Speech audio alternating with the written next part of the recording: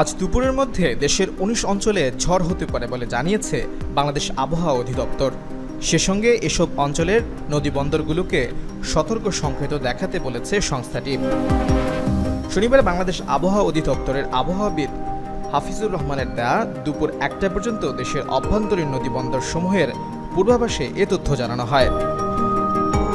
এতে বলা হয়, দুপুর ১টার মধ্যে রংপুর, দিনাজপুর, রাজশাহী, পাবনা, বগুড়া, টাঙ্গাইল, ময়মনসিংহ, ফরিদপুর, ঢাকা, যশোর, কুষ্টিয়া, খুলনা, বরিশাল, পটুয়াখালী, কুমিল্লা, নোয়াখালী, চট্টগ্রাম, কক্সবাজার এবং সিলেট অঞ্চলগুলোর উপর দিয়ে দক্ষিণ বা দক্ষিণ পূর্ব দিক থেকে ঘন্টায় ৪৫ থেকে ৬০ কিলোমিটার বেগে অস্থায়ীভাবে দমকা ঝড়ো হাওয়া সহ বৃষ্টি, বজ্রবৃষ্টি হতে পারে।